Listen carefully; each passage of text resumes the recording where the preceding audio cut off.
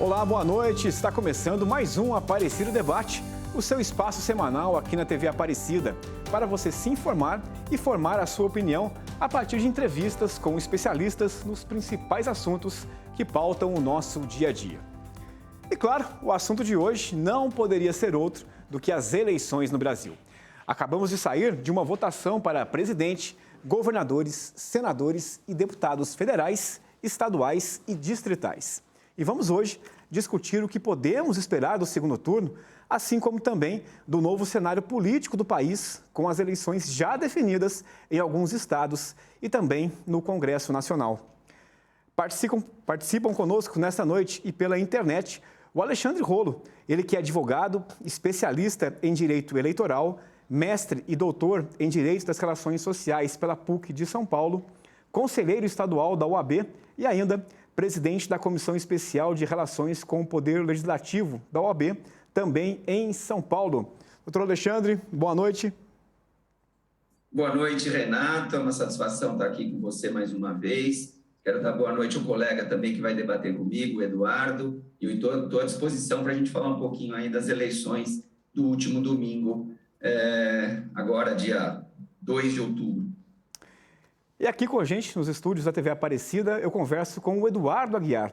Ele que é bacharel em Direito, mestrando na área de Educação e professor universitário na Faculdade Santa Cecília. Boa noite, doutor Eduardo. Obrigado pela presença também com a gente. Muito boa noite, Renato. Muito boa noite, doutor Alexandre. É uma honra poder estar aqui com vocês e discutir um pouquinho sobre as eleições com todos os telespectadores da TV Aparecida. Muito obrigado pela oportunidade. Bom, antes da gente começar aqui o nosso bate-papo, eu vou chamar aqui uma rápida matéria sobre o que disseram Luiz Inácio Lula da Silva e também o presidente Jair Bolsonaro logo após o resultado das eleições deste domingo. Toda eleição que eu disputei foi no segundo turno, todas. Sabe, o que é importante é que o segundo turno é a chance de você amadurecer as tuas propostas e a tua conversa com a sociedade. É de você construir um leque de alianças, um leque de apoio, antes de você ganhar, para você mostrar para o povo o que vai acontecer, o que vai governar. Essa é a primeira chance da gente fazer um debate tete a tete com o presidente da República, sabe, para saber, sabe, se ele vai continuar contando mentiras ou se vai, pelo menos uma vez na vida, falar a verdade com o povo brasileiro. Entendo que é uma vontade de mudar por parte da população. Mas tem certas mudanças que podem vir para pior.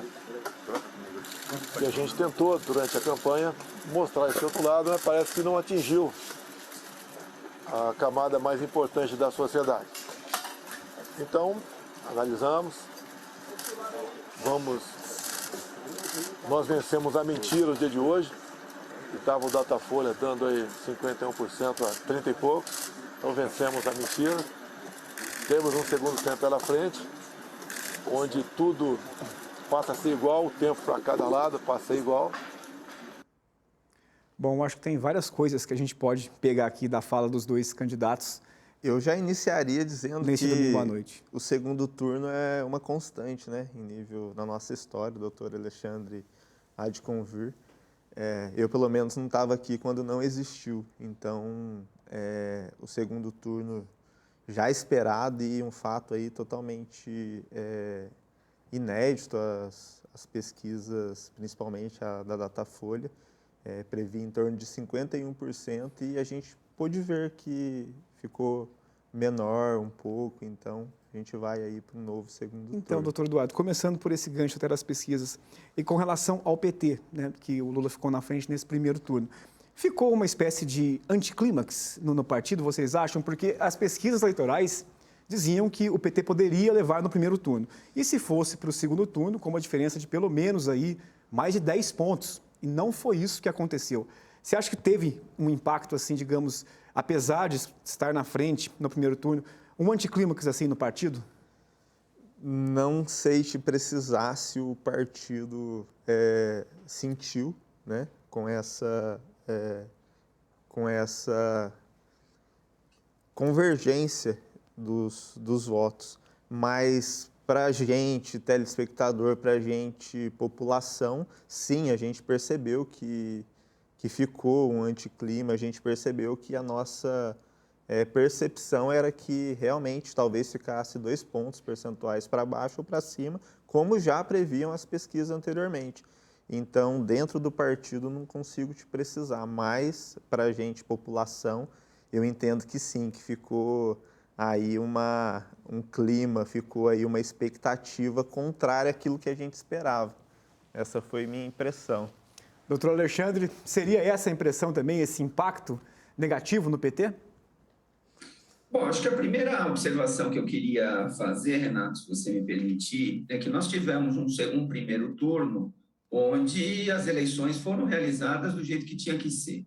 Eu acho que nós tivemos uma festa da democracia, estão todos de parabéns, a Justiça Eleitoral está de parabéns, a população está de parabéns, porque nós fomos às urnas e exercemos, então, nosso direito, dever de voto. Isso é importante que fique bastante registrado. Havia aqui e ali algum medo, algum receio de que a gente pudesse ter maiores intercorrências. Tivemos intercorrências, mas foram pouquíssimas as intercorrências que sempre acontecem em todas as eleições. Então, aqui e ali um probleminha de boca de urna, aqui e ali um probleminha de gente ainda querendo se valer do celular no momento da votação. Mas, enfim, eu acho que nós tivemos, sim, um sucesso tremendo da democracia brasileira. Quero deixar isso aqui registrado.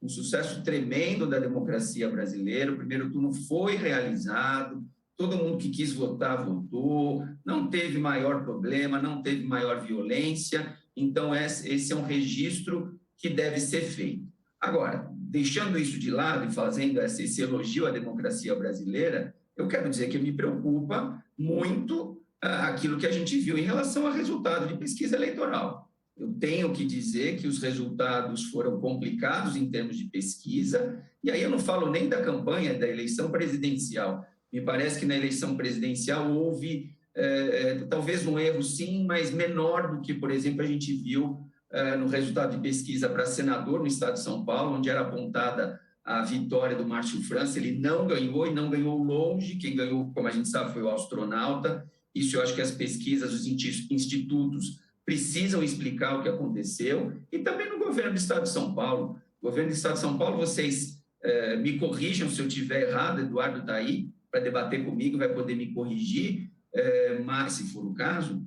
Mas o que nós vimos em todas as pesquisas para o governo do estado de São Paulo é que Haddad era colocado como primeiro, estava na frente em todas as pesquisas, e o que a gente viu foi o Tarcísio ganhando, não ganhando no primeiro turno, que nós vamos ter um segundo turno, mas ganhando o primeiro turno com 42% de votos contra 35% do Haddad, quando, na verdade, as pesquisas apontavam algo completamente diferente.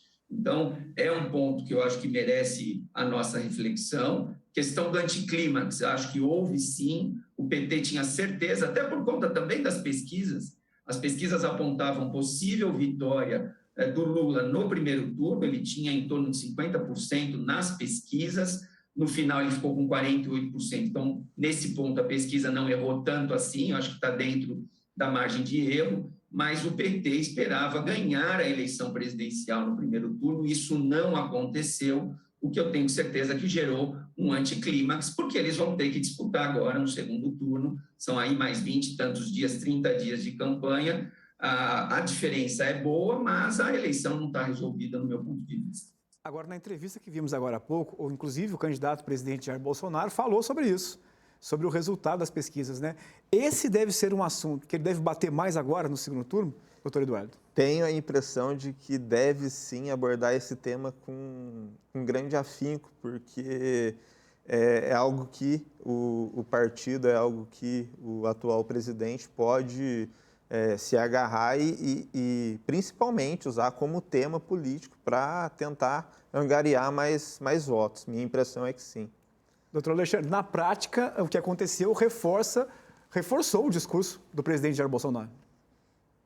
Eu acho que sim, reforçou, porque o presidente Jair Bolsonaro era um crítico contumaz das pesquisas eleitorais, e nesse ponto eu acho que ele teve razão. Enfim, as pesquisas mostraram que erraram em vários lugares. Eu citei aqui o estado de São Paulo, mas a gente poderia citar outros estados aí também pelo Brasil, onde as pesquisas deram resultado errado. Mas aí eu quero puxar um outro gancho também. Se por um lado é verdade que as pesquisas erraram aqui e ali, por outro lado está de parabéns, ou estão de parabéns, as urnas eletrônicas.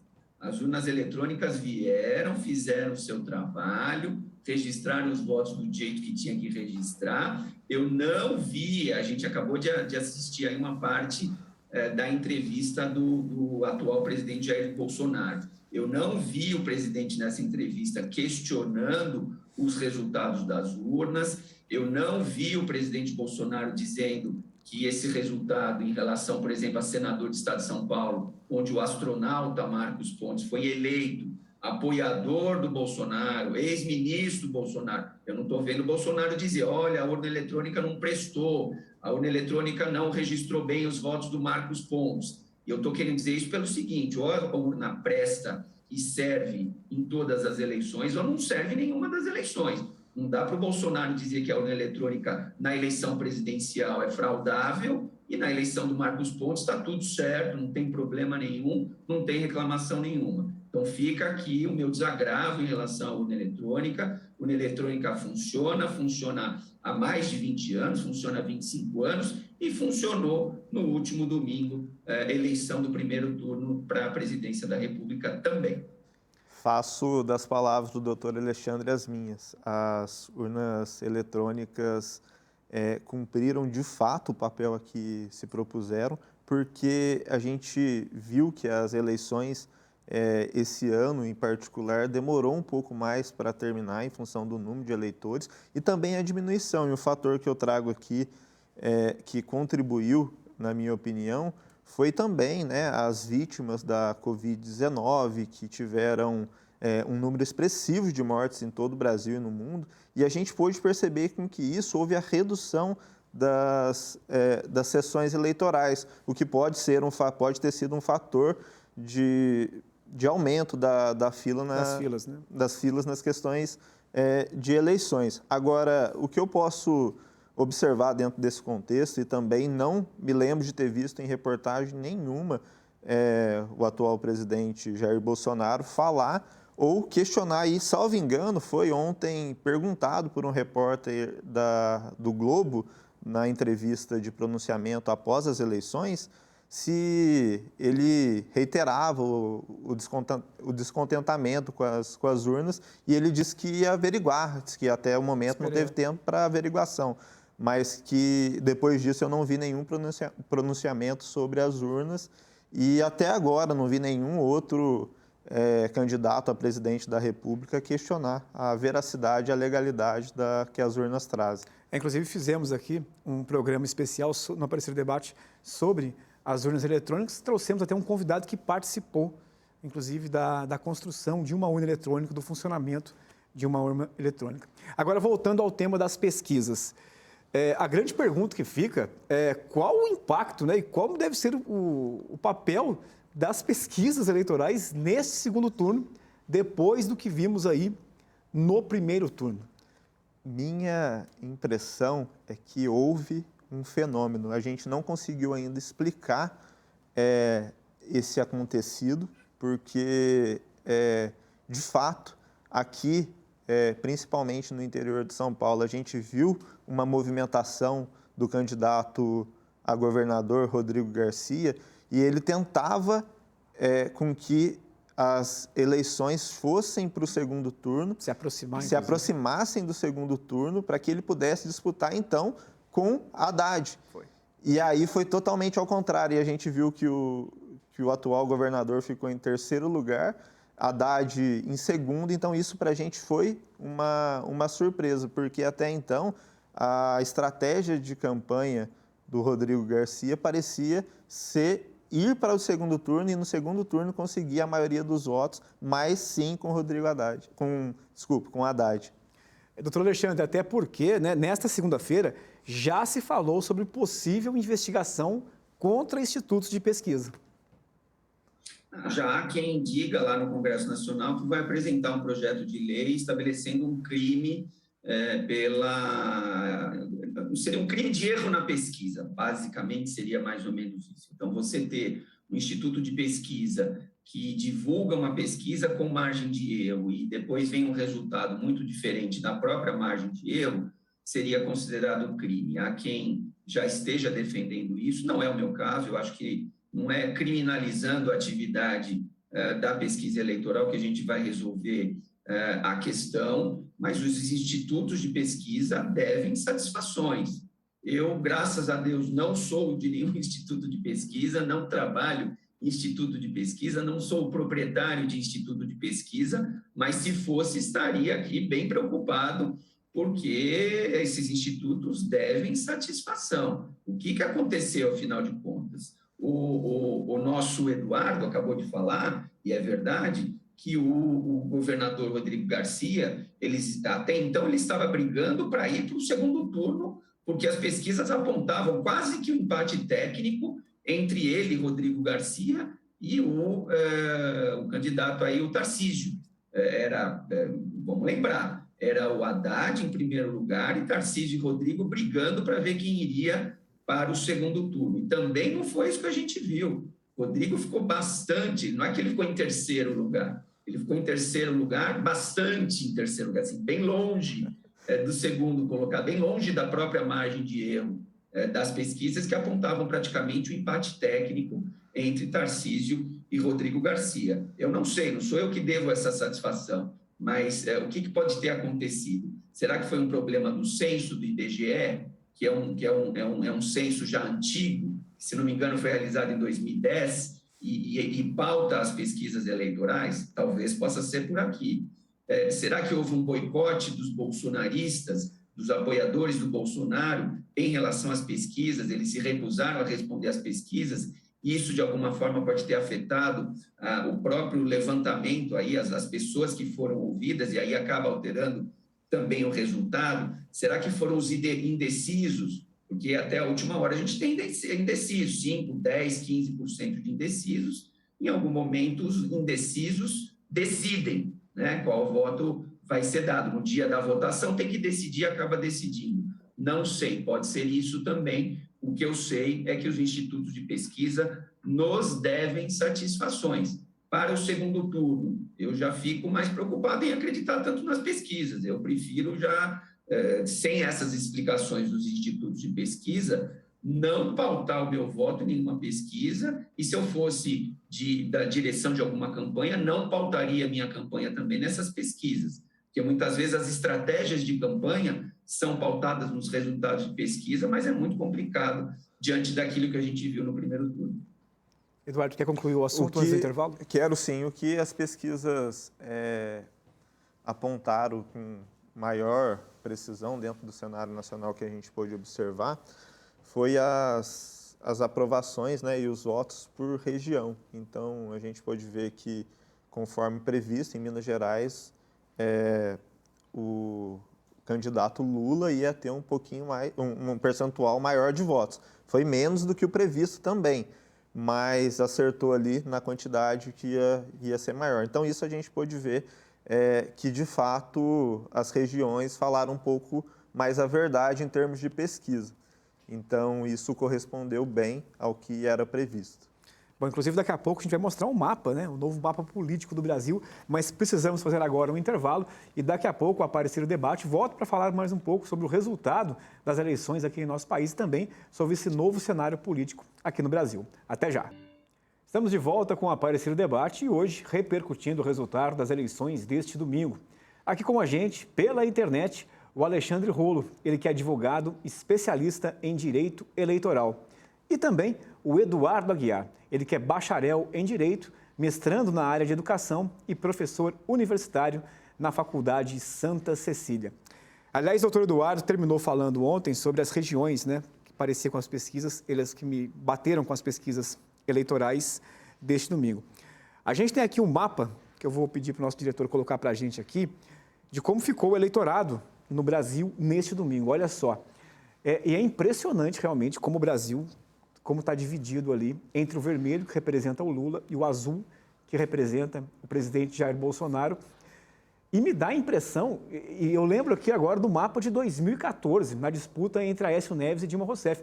Parece que as eleições no Brasil vêm sendo uma continuação de 2014.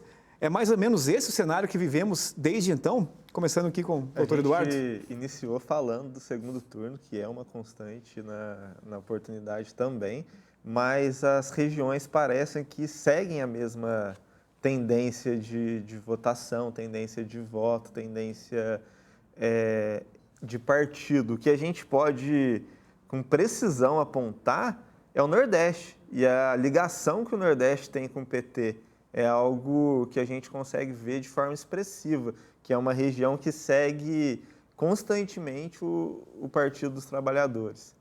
E foi um movimento parecido com 2014, né, doutor Alexandre? Com a apuração, o Bolsonaro no Centro-Oeste, no Sul, Sudeste, bem à frente, e de repente, quando começa a chegar os votos do Nordeste, aquela inversão da curva com o presidente Luiz Inácio Lula da Silva, o ex-presidente candidato Luiz Inácio Lula da Silva, assumindo a ponta nesse primeiro turno. Sim, me parece que a polarização aí está clara, né? Isso, nesse ponto, as pesquisas acertaram. As pesquisas já indicavam que a briga estava realmente concentrada entre esses dois primeiros colocados da pesquisa, que era o Lula e o Bolsonaro. A terceira via não decolava mesmo, essas pesquisas apontavam isso em relação ao Ciro Gomes e a Simone Tebet, então isso se confirmou. E esse mapa mostra essa polarização. Realmente a gente tem aí as regiões Nordeste e Norte pintadas de vermelho, né?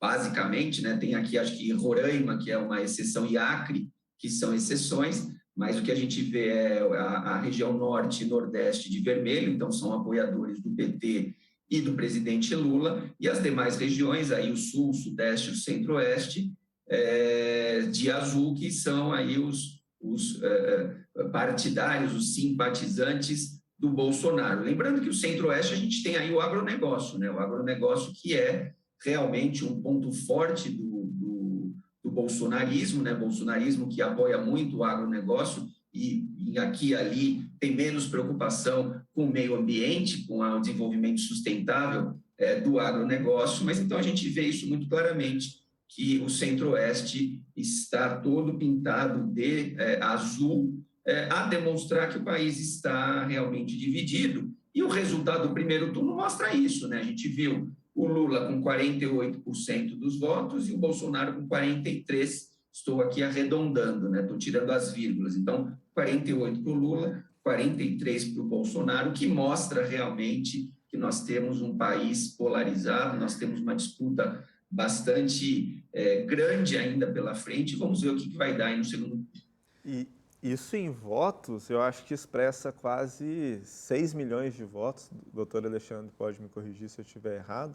Então, a gente vê aí as votações expressivas.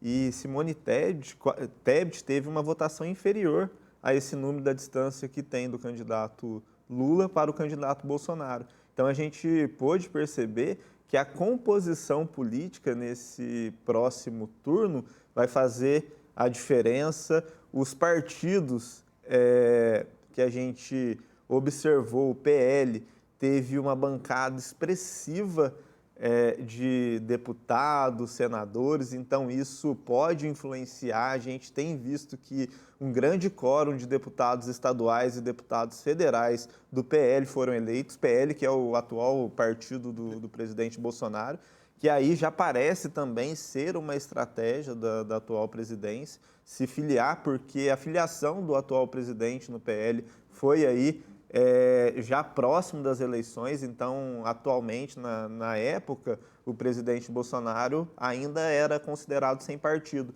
até o momento que fez a filiação no PL. Então, isso já era uma estratégia. A gente pode ver que os bastidores da política já apresentavam esse fator anteriormente, de que faria a maior bancada, e, de fato, isso se consumou. Então, hoje a gente fica aí ansioso por quais serão as próximas estratégias que os partidos vão adotar para esse segundo turno. A gente já vai aprofundar mais nesse assunto, mas antes só mais uma coisa. 91%, então juntando os dois lá, cortando as vírgulas, como disse o doutor Alexandre, 91% dos votos válidos entre os dois candidatos. A gente está tendo aqui no Brasil mais ou menos um movimento parecido com os Estados Unidos. Por exemplo, quando a gente via lá Trump e Biden, né, nas eleições americanas, também com o mapa dividido, vermelho e azul, mas lá são apenas 2 partidos, né, republicanos e democratas. Aqui são vários partidos, mas estamos tendo um movimento parecido, de apenas 2 candidatos, né, brigando muito forte, os outros praticamente inexistindo. Esses partidos terão que repensar muita coisa para voltar ao jogo político aqui no país, começando com o doutor Alexandre, por favor. Eu não tenho dúvida nenhuma disso, principalmente aqui eu deixo registrado aqui a posição do PSDB. O PSDB tem encolhido de eleição em eleição. Essa eleição, depois de muitas eleições, sequer o PSDB lançou um candidato à presidência da República. Como a gente sabe, o PSDB lançou uma candidata, Mara Gabrilli, como vice da Simone Tebet. Então, o PSDB não disputou ele próprio com candidatura à presidência da República. O PSDB tem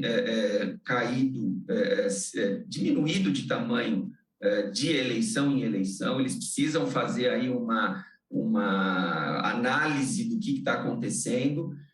PSDB que tinha há quase 30 anos o governo do Estado de São Paulo em seu poder, agora perde o Estado de São Paulo. Rodrigo Garcia, como a gente sabe, perdeu, não foi sequer para o segundo turno, não teve um desempenho bom, que pelo menos para ir para o segundo turno se esperava que ele iria conseguir. Então, esses partidos vão precisar realmente fazer uma análise interna, ver o que está acontecendo, mudar o discurso, atingir melhor o eleitor. Não tenho dúvida nenhuma em relação a isso. E não é só o PSDB, há outros partidos também.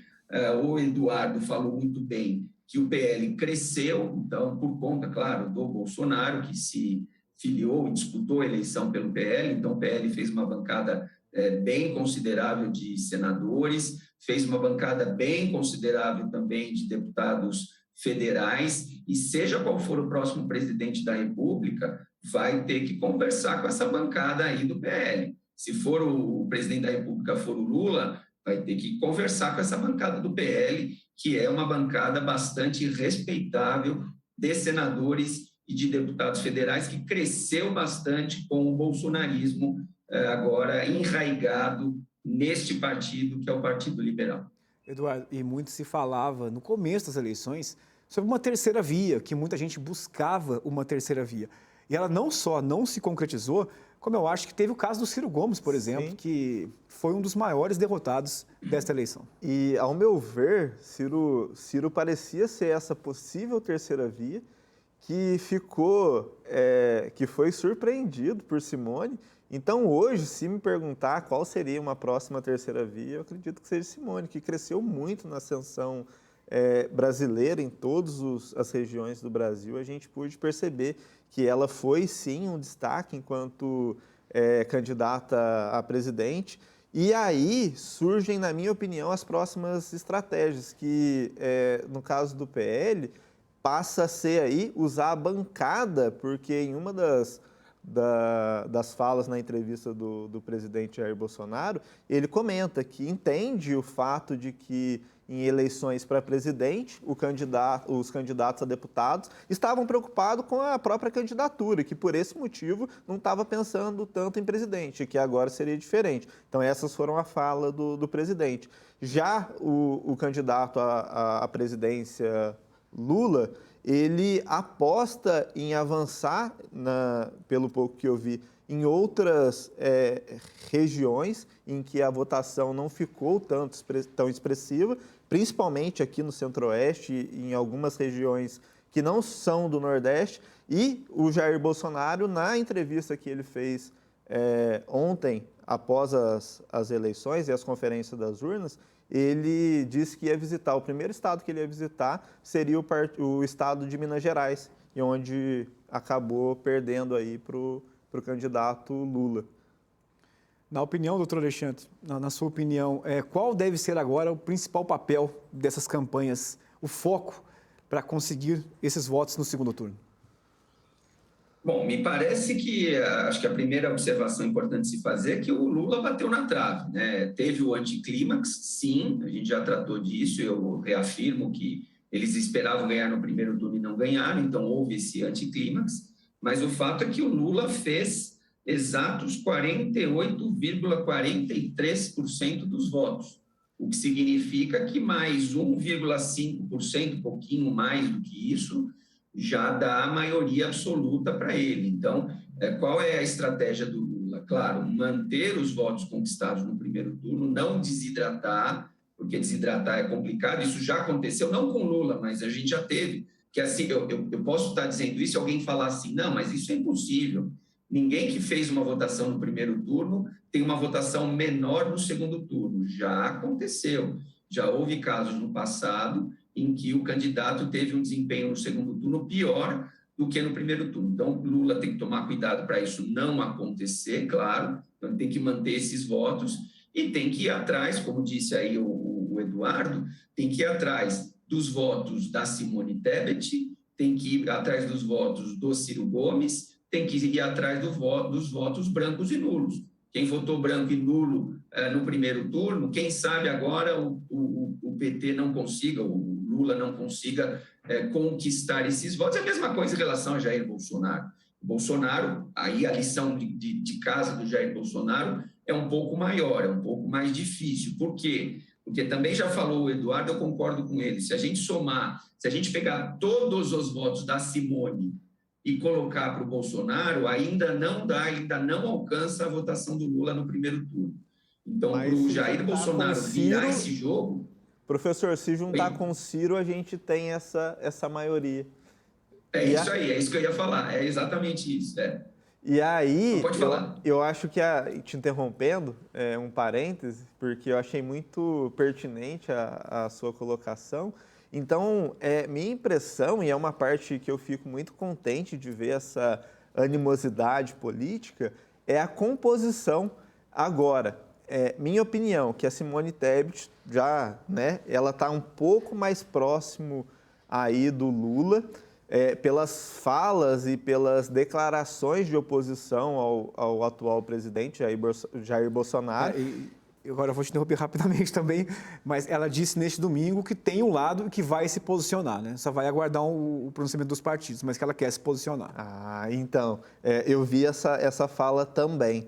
E aí, a minha impressão é que Ciro também pode acompanhar o candidato Lula. Minha impressão analisando e vendo as probabilidades. Então, eu acho que vai ter aí uma...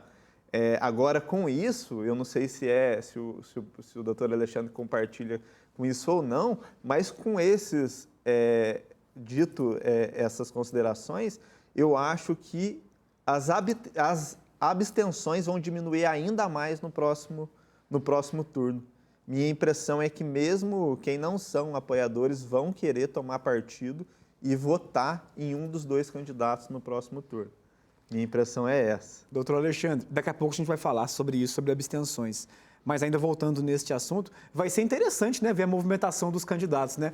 O presidente Jair Bolsonaro, por exemplo, disse ontem que vai pedir o apoio de Romeu Zema, em Minas Gerais, que foi mais uma votação extraordinária na sua reeleição. Exato, e é uma ponderação que foi feita aí pelo Eduardo, que eu concordo, é que o Bolsonaro já deu entrevistas dizendo isso.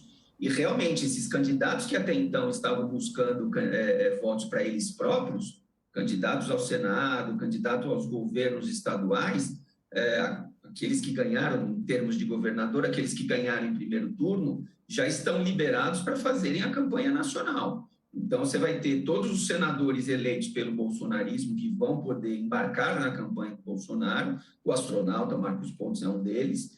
Já está vencida a eleição e, portanto, não preciso mais me dedicar à minha própria eleição, né? No caso do astronauta. Vai poder se engajar, então, na campanha. E isso é a mesma coisa em relação ao Romeu Zema e outros candidatos aí, então candidatos ao governo de estados que já resolveram, já ganharam em primeiro turno e vão poder embarcar, então, nas respectivas campanhas eleitorais. E é claro que isso vale tanto para um quanto para outro. Vai valer para o Bolsonaro, vale para o Lula também, porque aqueles eleitos no primeiro turno que são lulistas, que são petistas, é claro que também vão embarcar na campanha do presidente Lula para tentar fazer justamente essa diferença aí de 1,5 pontos para ele poder virar mais do que 50% dos votos.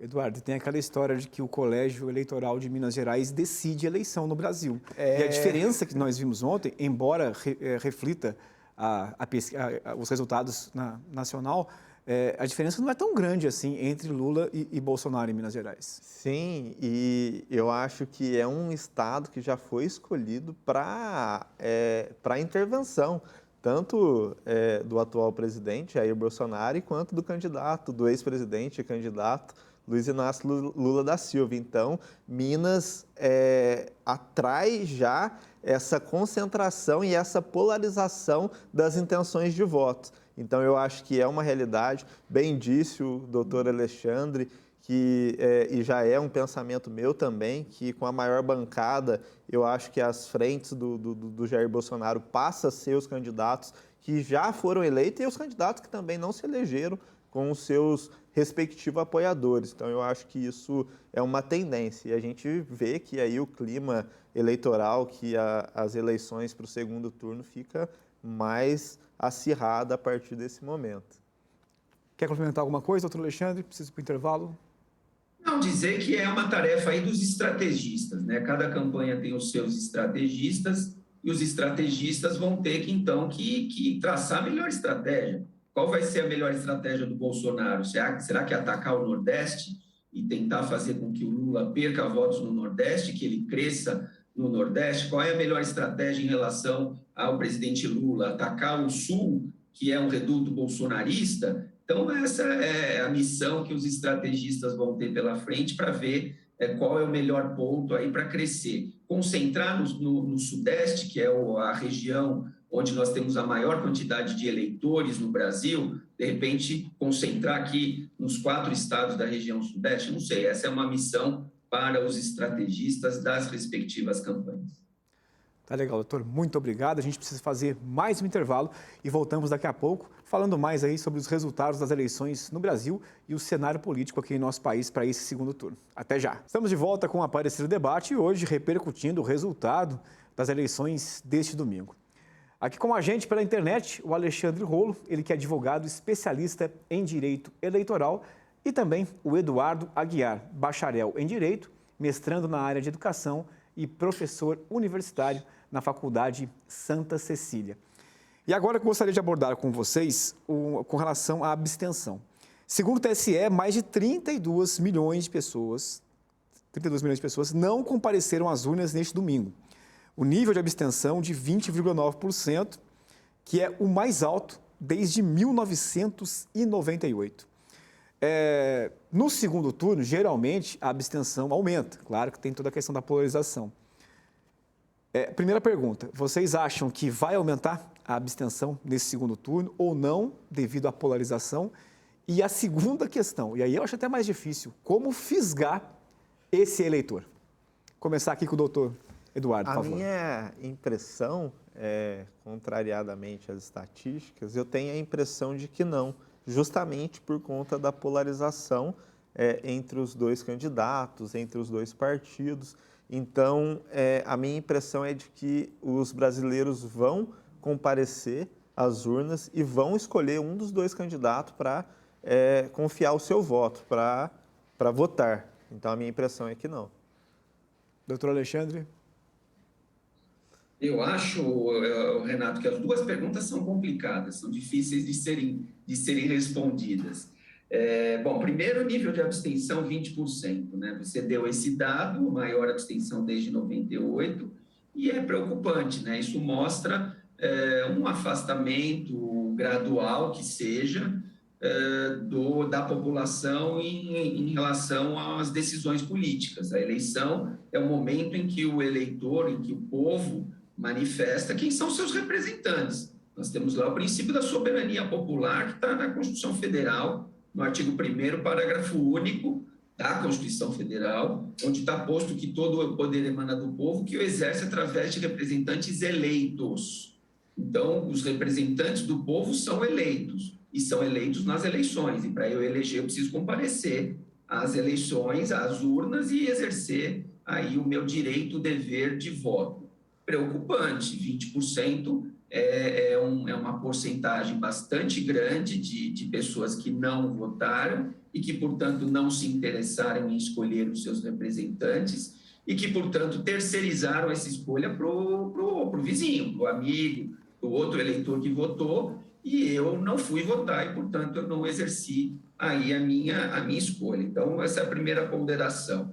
20% é preocupante, a abstenção maior desde 98 é preocupante, mas quem sabe, talvez o Eduardo tenha razão aqui naquilo que ele fala, na ponderação dele, que isso é um talvez, porque nem eu sei, nem o Eduardo sabe, porque nós não temos bola de cristal, a gente está aqui dentro das conjecturas, nós estamos conjecturando. Mas talvez por conta desta polarização, por conta desse acirramento entre aqueles que gostam mais do candidato de esquerda e aqueles que gostam mais do candidato de direita, quem sabe nós vamos ter aí uma redução desta abstenção, ou seja, uma maior participação popular, as pessoas, então, indo até a urna para escolher, seja o de esquerda, seja o de direita, mas melhor do que eu ficar em casa e não exercer o meu direito de escolha, não escolher o meu representante, é eu estar presente e decidir. Então, pode ser que isso seja um caminho para reduzir a abstenção. Agora, sendo pessimista, vou dar um outro caminho. Às vezes, e eu conheço já algumas pessoas que andaram me falando isso, o seguinte: nesses dois eu não voto de jeito nenhum e, portanto, eu não quero nem ir até a urna para não ter o desgosto de anular o meu voto, de votar em branco, então eu já não vou aparecer. Então, pode acontecer também. E aí, se isso acontecer, nós teríamos um aumento do nível de abstenção, porque as pessoas estão desiludidas entre escolher esse e aquele, que, para mim, eventualmente, nenhum dos dois serve, de repente eu nem vou votar, fico em casa e falar, se é para votar nesse ou naquele, eu não gosto de nenhum dos dois, então eu não vou, fico em casa, não voto, e com isso aumenta a abstenção. E, terminando aqui a minha resposta, para efeito dos estrategistas das campanhas, Renato, é justamente isso, esses estrategistas vão ter que pensar no melhor caminho de fazer com que aquelas pessoas que não saíram de casa no primeiro turno saiam e votem nos seus candidatos. Então, o estrategista do Lula vai ter que buscar o caminho para trazer esse eleitor que não votou no primeiro turno para votar no Lula e vice-versa. A mesma coisa em relação ao Jair Bolsonaro. E até com relação ao movimento de apoio sobre os outros candidatos, a gente tem aí 5 milhões de votos, arredondando, da Simone Tebet, mais aí 3 milhões de Ciro Gomes, e temos aí 1 milhão de votos da Soraya Tronic, juntando com o Felipe Dávila, do Partido Novo também. Então, quer dizer, são movimentos dos candidatos aí que também têm que ser considerados em relação a esses outros dois candidatos, né? 1 milhão de votos que estamos por aí. Tirando as vírgulas, como o doutor Alexandre citou, são quase 10 milhões de votos. Então, são votos aí de grande número. Então, a gente percebe que as eleições ficaram realmente por o segundo turno e que não tem nada definido, que tanto o candidato Jair Bolsonaro quanto o candidato Luiz Inácio podem ser eleitos. Pois é, E só esse dado, me permitam aí a interrupção, só esse dado que foi apresentado aqui de 32 milhões de eleitores que não votaram é relevantíssimo. Sim. 32 milhões de eleitores decide essa eleição. Aliás, não precisa nem perto disso, de 32 milhões de votos para decidir essa eleição que está aí, no caso do Lula, por 1,5% para ele conseguir os 50% a mais. Então, 32 milhões de votos, que são as pessoas que não foram votar, é muito voto e está aí um caminho de crescimento, tanto para a campanha do Lula como para a campanha do Bolsonaro. Agora, tivemos também aí definições em vários estados com relação a governadores. Porém, muitos governadores ainda terão também um embate duro, né, no segundo turno, o adversário, que é o dever de casa ali. Qual deve ser o papel desses governadores aí, o peso deles nas eleições presidenciais? Porque eu imagino que quem está em campanha, né, ainda preocupado com o dever de casa, deve ficar mais atento à sua eleição do que do próprio aliado, do próprio presidente. Eduardo, por favor. Primeiro, Renato, analisando a candidatura, né, do governo do estado, que também é filiado ao PL, eu tenho a impressão que a estratégia vai ser a mesma, de consolidar os votos que já foram um voto de partido, e a gente pôde perceber isso, que Tarcísio teve boa expressão nas urnas através dos votos que foram, de alguma forma, aí, a ele atribuído pela influência do atual presidente Jair Bolsonaro. O que a gente pode perceber é que Haddad, contrariado nas urnas pelas estatísticas das pesquisas, a gente pôde perceber que realmente não tem nada muito certo. Mas se a gente for olhar pelo viés de que Haddad tem muito para crescer e Tarcísio aí talvez nem tanto, minha impressão é que o Haddad deve ficar mais próximo do Lula no Estado e reforçar a campanha do presidente aqui na região, principalmente na região de São Paulo, e aí o Tarcísio deve, de alguma forma, ficar um pouco mais próximo dos candidatos a deputado federal, deputado estadual, que foram já eleitos, e também os candidatos que não conseguiram a aprovação, a eleição, entrar, né, conseguir a vitória aí nas urnas. Então, de um lado, os candidatos do partido do Bolsonaro, o candidato a governador, deve se aproximar um pouco mais dos deputados e aí também do presidente aqui na região e, consequentemente, da mesma forma, o Haddad deve se aproximar mais do candidato Luiz Inácio para conseguir maior expressão nas urnas aqui. Minha impressão é essa. Doutor Alexandre, até porque candidatos que o Bolsonaro já disse que vai buscar apoio, como o Romeu Zema e também o Castro no Rio de Janeiro, já decidiram suas eleições, né?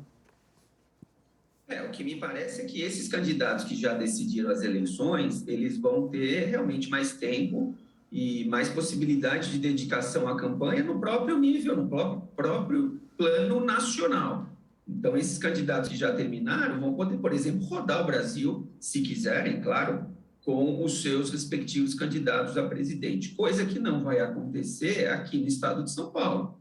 Aqui no estado de São Paulo nós temos uma eleição duríssima pela frente entre o Haddad e o Tarcísio. Me parece que a situação do Haddad é bem pouco confortável, porque eu não vejo grande margem para crescimento do Haddad, e ele precisa virar aí 7% de intenção de voto no primeiro turno. No primeiro turno, o Tarcísio fez, também descontadas as vírgulas, o Tarcísio fez 42% e o Haddad fez 35% dos votos. Então, são 7 pontos percentuais de diferença e o Haddad vai ter que correr atrás desse prejuízo. Então, uma eleição duríssima. É claro que esses candidatos no estado de São Paulo vão ligar, no meu ponto de vista, vão ligar ou tentar ligar suas imagens às imagens dos candidatos a presidente. Então, o Haddad vai circular o estado de São Paulo fazendo a sua campanha e falando do Lula, se vinculando ao Lula e vice-versa. O Tarcísio vai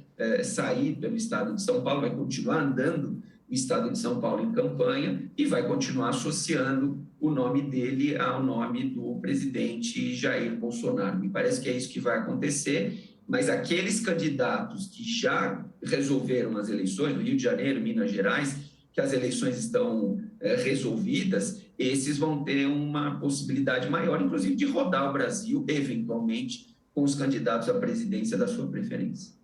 Bom, doutor Alexandre, doutor Eduardo, a gente já está se aproximando do final, mas antes eu gostaria que vocês, assim como nos debates, fizessem suas considerações finais com relação ao que temos aí pela frente, praticamente aí, mas vamos lá, 25, 26 dias de muita campanha, uma campanha polarizada, né? Realmente um embate nacional. O que dá para esperar desses próximos dias de outubro nas eleições aqui em nosso país?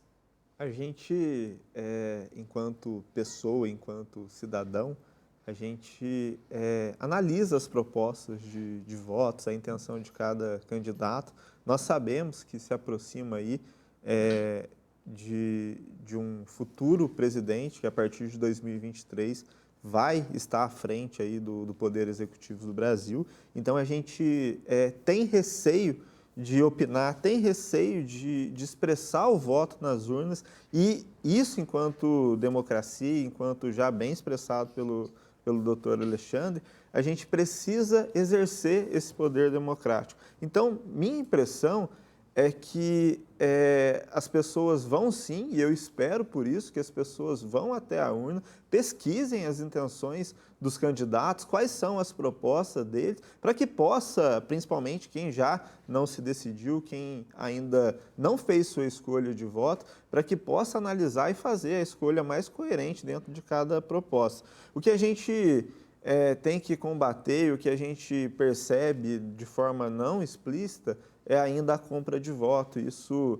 é uma realidade implícita que a gente percebe. Então, analise você que vai fazer o uso do seu voto, que vai escolher o seu candidato.